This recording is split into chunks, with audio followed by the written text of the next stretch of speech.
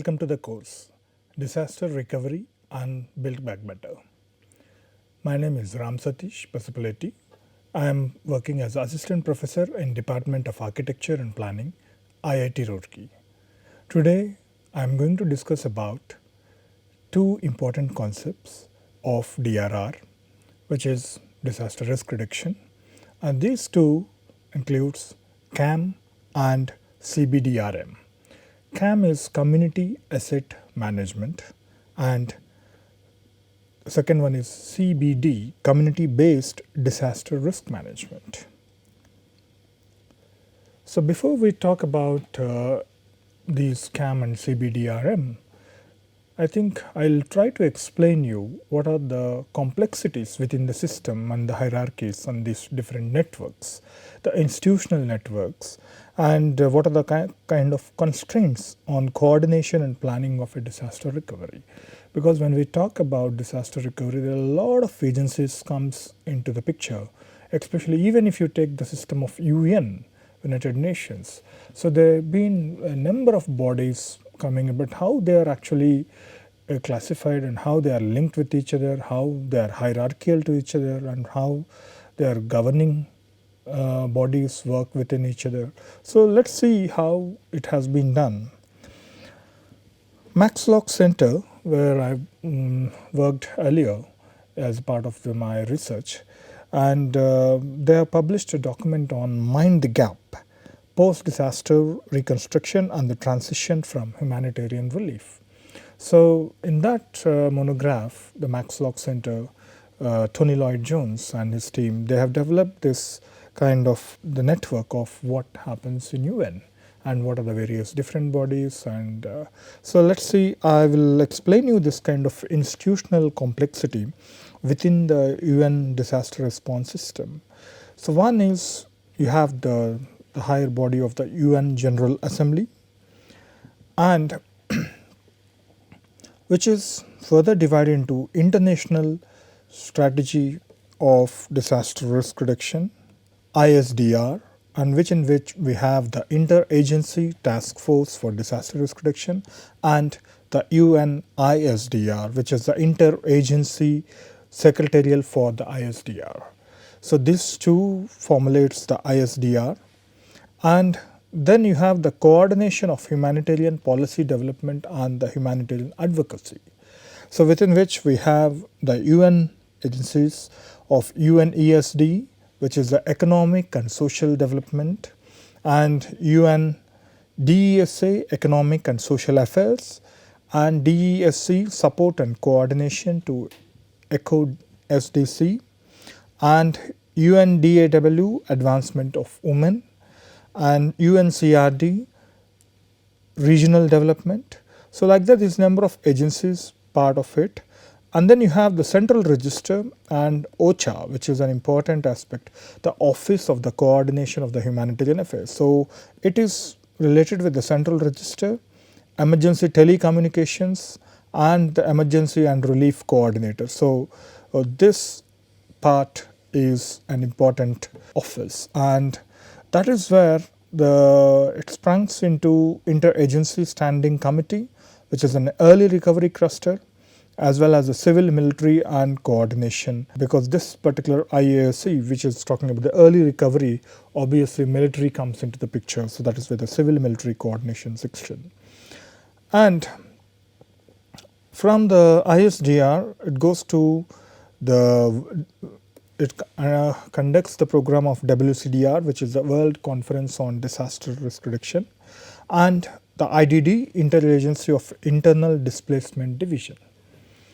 So these are the UN agencies, which you can see that the one is UNDP, United Nations Development Program, which talks about the crisis prevention and recovery, disaster management program, and Drylands Development Center, and UN Habitat. The moment Habitat comes into the picture, it is more to do with the shelter.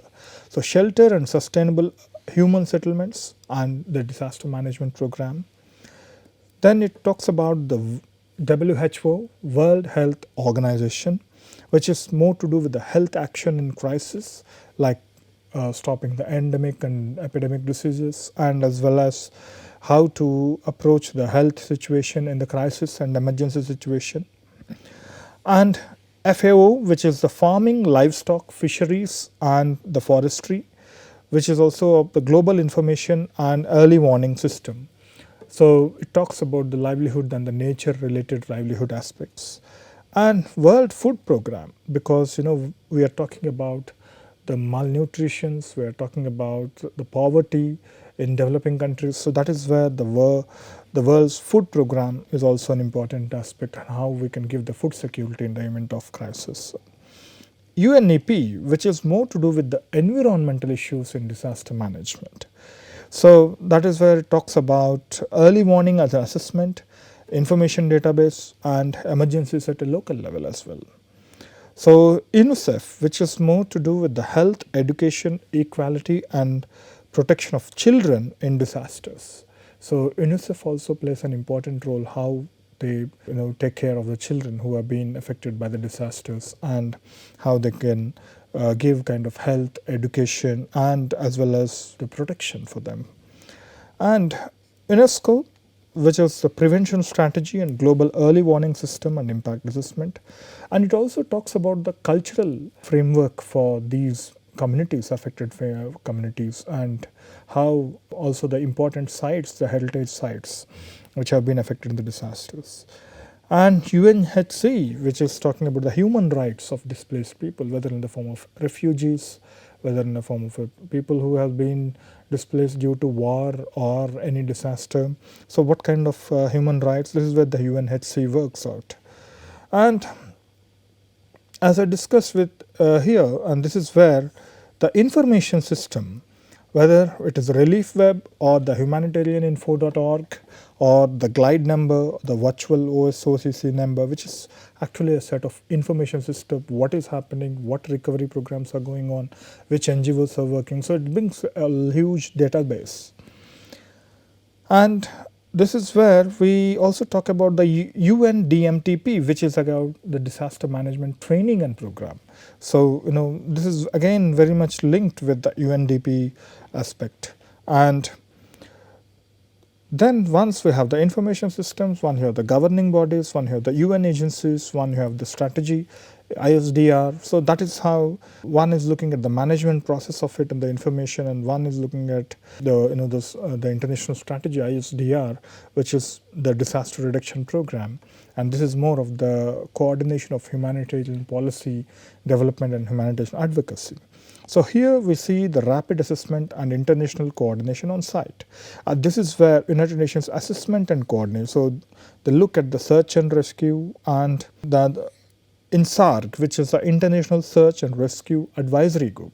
So in the event of a disaster, and immediately the search process and how they have to follow up on it and what kind of mechanisms they have to follow, this whole rescue and advisory group will work on it. And this is where the UNDAC works on the rapid assessment and international coordination on site. And this is further linked up with the IRIN, which is a news and the broadcasting service. And this is where again it is communicating to the UN regional agencies, whether it is UNECA, Africa, CEPAL, which is Latin America, UNHC Europe, and UNESCAP, ASEAN Pacific, and UNSC Western Africa, so Western Asia, sorry. So this is how this whole complexity in the UN disaster response system has been laid out, and how different bodies have their own individual tasks, and as well as certain overlaps do existed within these agencies. In fact, and this system, when it gets connected to the national governments or the state level parties, that is where even more complex situations works, because on the political, they are directly linked with the political system of a particular nation or a country, which might be pressurized in a different situation. The priorities are very different. So that is where Paul Oliver and Isan Urbaslive, they actually commented on how the perceptions of the recovery process, they are not the same. among those who are administering the recovery and those who are the recipients. So one is a provider and one is a taker, So both the perceptions are very different.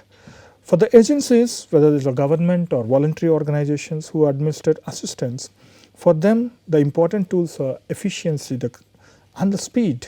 How many houses we can dwell, how many livelihoods we can generate, how to generate, how efficiently we can generate. So these are the prime considerations and attitudes and customs which tend to impede these priorities or deployed. Whereas the recipients, on the other hand, both the disaster and its aftermath or disruptions in the flow of their lives. For instance, the recipients who have lost their boats in the tsunami, for them the immediate life and need is getting back to the normalcy, getting back to their livelihood. So also how to retain their customs and practices.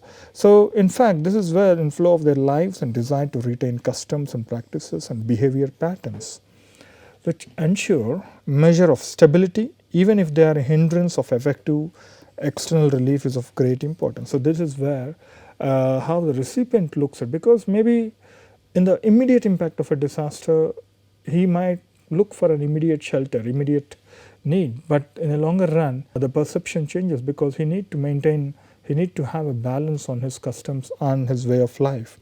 And that is where one has to look at what the relief culture has to look at, what the recipient culture is expecting also, not only in the immediate term but in the long run aspects.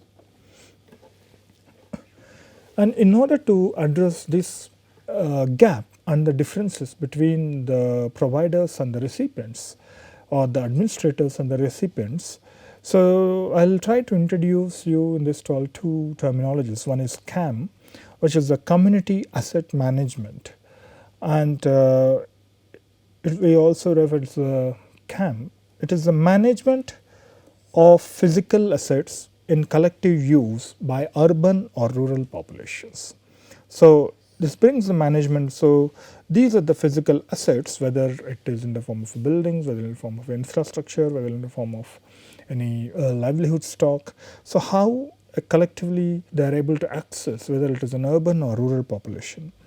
And it actually envisages, CAM envisages the improved capacity of low income communities, because in developing countries the poverty aspect is one of the holding factor for any kind of vulnerability setup. So how their livelihood aspect is directly related to the access to their capacities.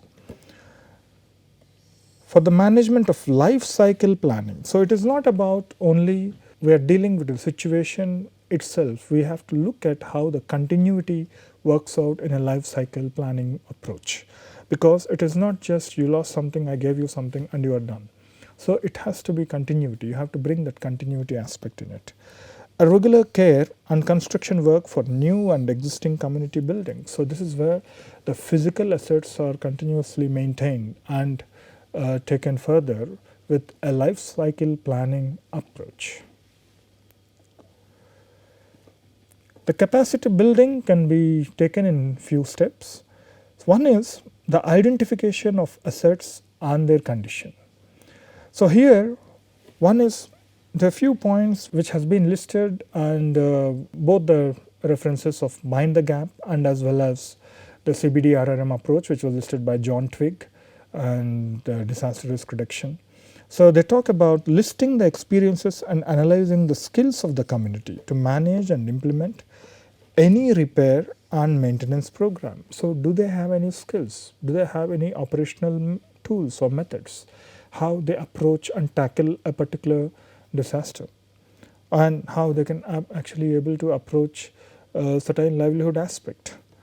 Generating awareness and capacity building regarding asset management in the community as well as local authorities. So one is we are talking about the awareness and capacity building group. So it's not only with the community but also with the local authorities where the community is directly relevant to. Physical survey and identification of community assets to be repaired and upgraded through discussion with local community. What is relevant to the community?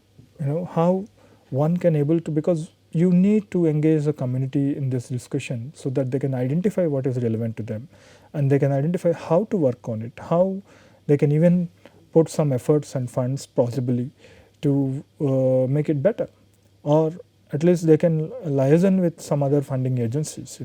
So there are various ways how a dialogue can happen. Orientation of the stakeholders. So presenting the task of repair and recovery to different target audiences such as policymakers, administrators, accountants, community masons, engineers, and building center managers and supervisors. So if one can be able to present this outcome, these are the list of the buildings we have identified that could be repaired further. These are the areas which we can construct for a new purpose. So once this whole task has been presented to the stakeholder, not only the community but the local authorities, but the policymakers, but the administrators, and as well as if there is any building centers and their authorities and their supervisors on the mason groups. So in that way there should be a collaboration you can actually, and you can have to orient them for that kind of collaboration. Capacity building for technical group. In fact, this is very important because day to day the technology is changing, and in fact the task of the construction is also, it's changing for every 2-3 years. The new technologies coming up, new challenges are coming up, new regulatory frameworks are coming up in the market and also in the system. So that is where one has to look at the specialist training programs conducted for supervisors, and it can also talk about basic housekeeping and minor repairs, bookkeeping, site management, quality control, procurement of materials, and manpower management. So how efficiently one can do it. So this is all to do with the kind of local level approaches. And even a small, if you're training a local mason near a village, but if you can actually train with this whole process, the file keeping and the bookkeeping, so that there is an accountable, he will be accountable and he'll maintain the transparency in his work. So that will be very much useful. That makes his technical skill better and better, and it could be even validated. Condition survey of assets. So how physical inspection, and also one can make an inventory and determining the priorities. What is the first priority, because you only have a limited fund. How you can prioritize the set of activities, and analysis of distress and recommendations. So this is where the analysis plays an important role. You have 100 buildings damaged in the locality which need restoration or reconstruction. So which one, you have only a few $1 million to work on it. So then what is the first task to work? Which are the most priority? Is it you start with a home, or you start with a livelihood, you start with a religion? That's priority has to be understood. Then preparing estimates of works and comparative cost benefit of repair, because the economics play an important role in making a decision making. Planning for the procurement of materials and labor. How do you procure labor? Because these particular labor, especially in a distressed conditions, you may not be able to access the materials as well, depending on the feasibilities of the available materials, or you may not even get the labor, appropriate labor. So how we can coordinate it, because everything has to be cost effective. Analysis of the distress and recommendations. So that is where it talks about the situations. Preparing estimations for works and comparative and planning of the procurement of materials and labor. Then the demonstrations. Demonstration of the community asset management at key sites, which can ensure the stakeholders are equipped with the right skills and shared understanding before the real building is scaled up. So once you have done the survey, when you have done the event inventories, and based on that analysis, you have prioritized the task, you have recommended certain program to it, and which could be scheduled in action. And this is where you need to demonstrate at important sites, whether it is a site to be constructed, or whether it is a local authority, whether it is a funding agency. You need to make sure that that all the training programs have been conducted, so that we are ready to go for the rebuilding. So we have just tested one model, and then how we can scale this up. So this is how the community asset management talks about. Similarly, John Twigg also refers to the CBDRM projects, which is the community-based disaster risk management projects. He gives an example of community risk management of Gestave de Risco Anivalda Comunidade, so which is GERANDO method in Mozambique, which has been designed by World Vision in collaboration with Equaldo Mondal University, which has piloted over 30 projects from 2006 to 2000. For about 4 years, they have scaled up to 30 projects using this CBDRM method. What is GERANDO? GERANDO is a process for supporting local capacities to identify, predict, manage hazard impacts. So this process consists of 6 interrelated stages, which I'll explain briefly about it, and which has been facilitated by a trained member of the local community. So the first aspect is establish a local DRM committee in each community. So you have a community and then you try to make sure that you set up a DRM committee, the disaster risk management committee, in each community.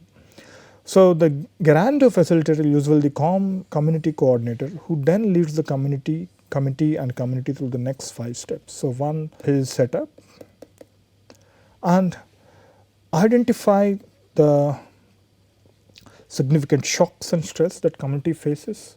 Is it due to drought? Is it famine? Is it war? Is it, one has to identify that. So this is he's the one who actually coordinates with the rest of the community and carry out vulnerability and capacity assessment.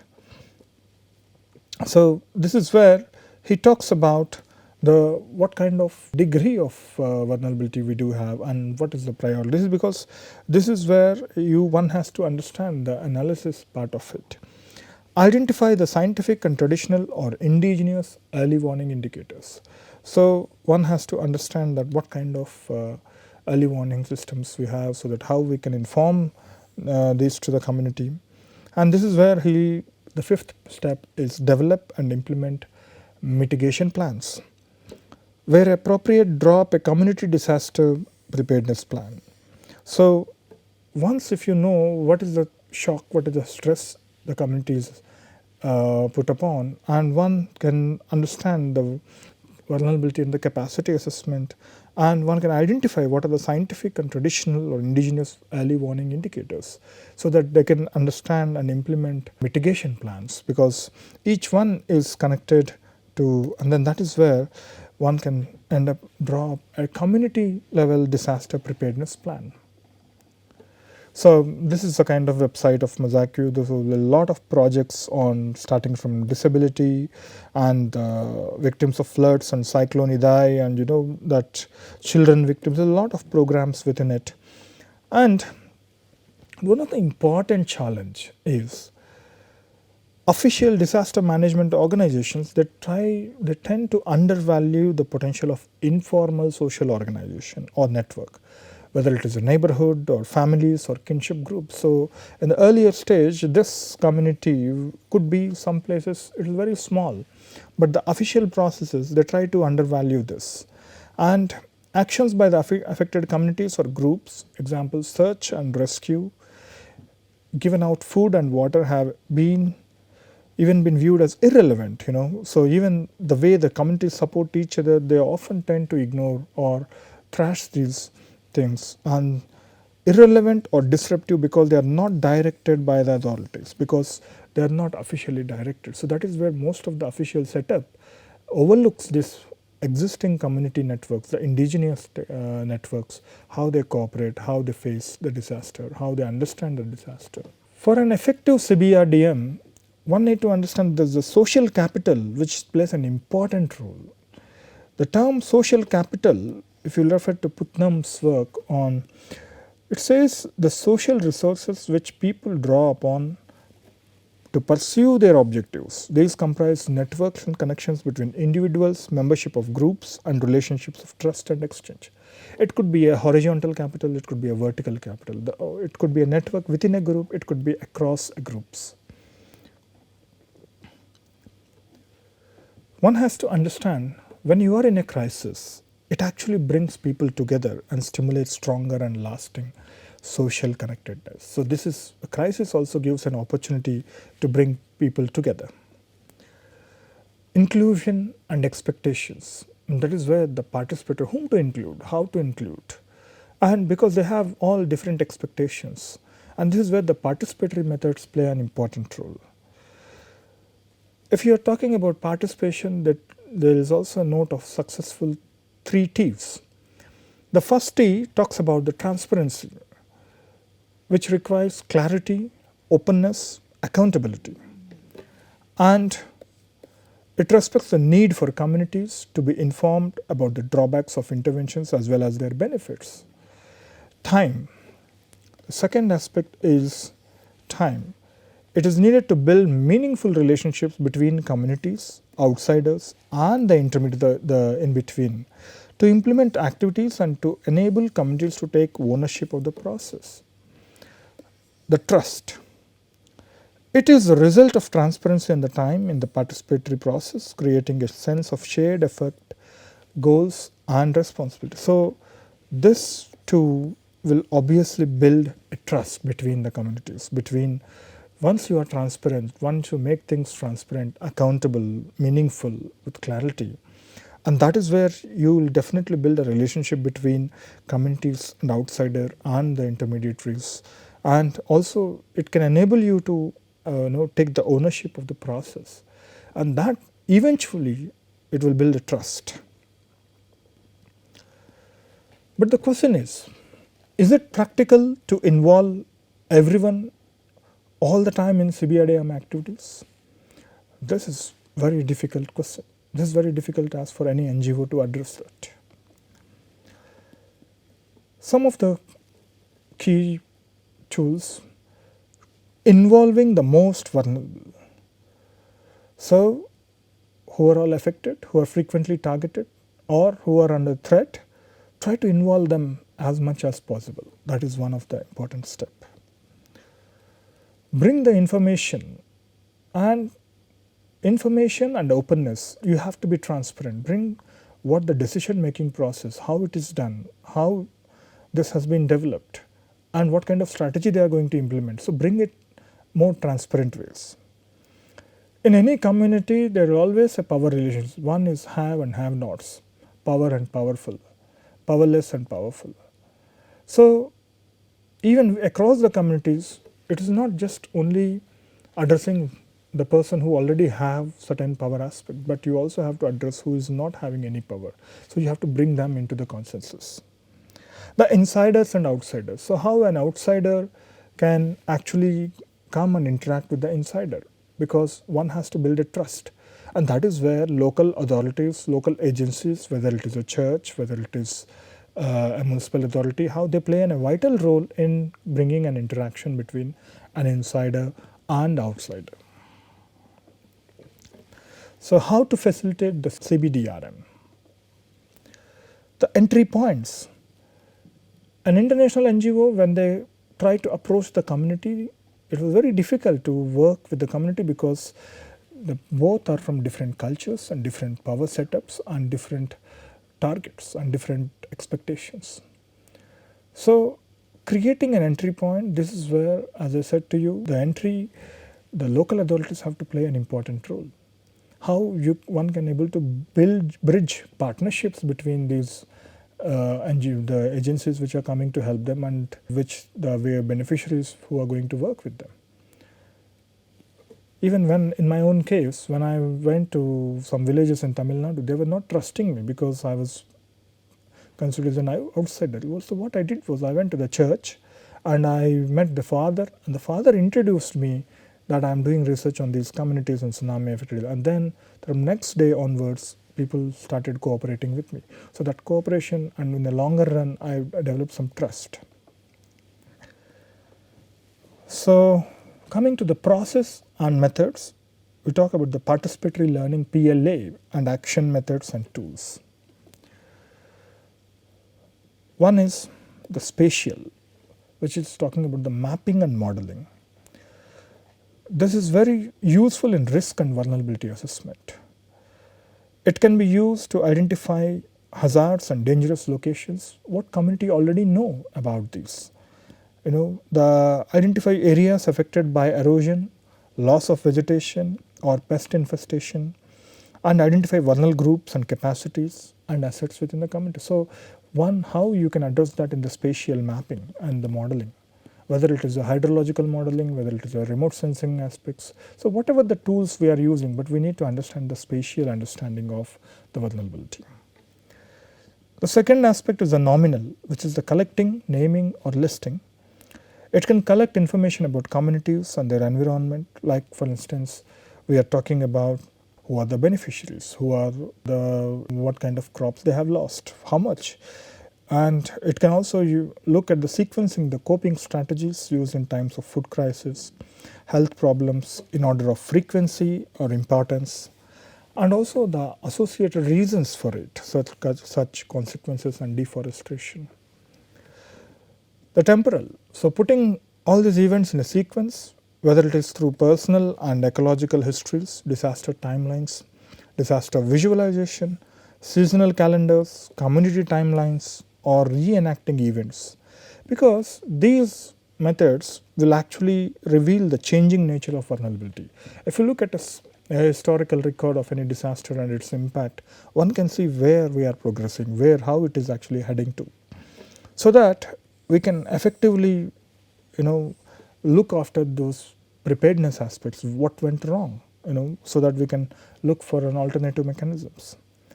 Ordinal, when we say ordinal, sorting and comparing and ranking, because this is where we can identify the most vulnerable individuals and households. Numerical, which is talking on most of the economic aspect of it, counting, estimating, comparing and scoring. And methods of this kind could be used in assessing disaster losses and which normally any of the district agency is going to do on this. How much of the livelihood stock has been damaged? How much of the animals have been killed? This is how mostly they are narrowing down to the numbers. Relational. This is often related to how we link and how we relate, how different facilitators understand that how different parts of the community relate to one another, and how they identify the power structures. And because it can associate of one cause with another impact and one impact with another reason of it. So in that way, the effects of drought might be linked to a land tenure arrangements or to gender-based divisions of labor using a problem tree. So it's all about a very complex phenomenon of A is linking to B and B is linking to C, C is linking to D, but D is again linking to A. This kind of problem tree could be developed. In fact, one of the important challenges how to integrate this CBDRM with official development planning.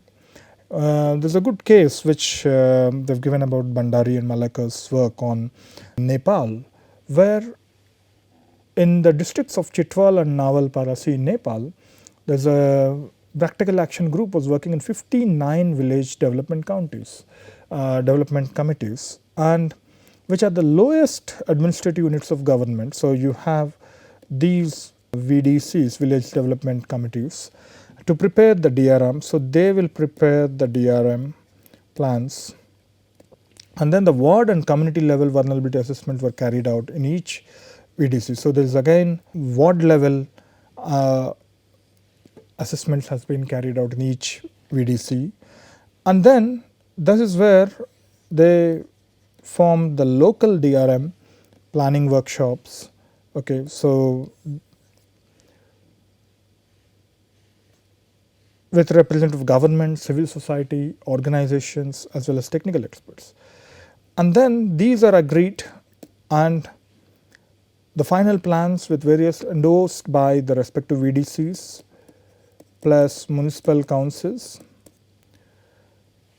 in the local development plans. This is where the local development plans, and then these are further developed into DDPs, DDCs, District Development Committees, for inclusion into the district development plans.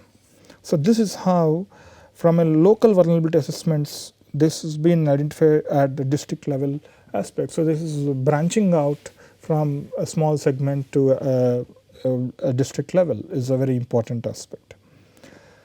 So what are the features of the successful CBDR? How do we measure it?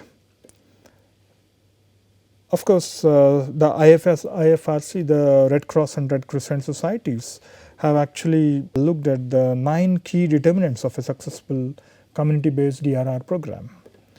The motivation and capacity of the community and community leaders, so how it has motivated the community.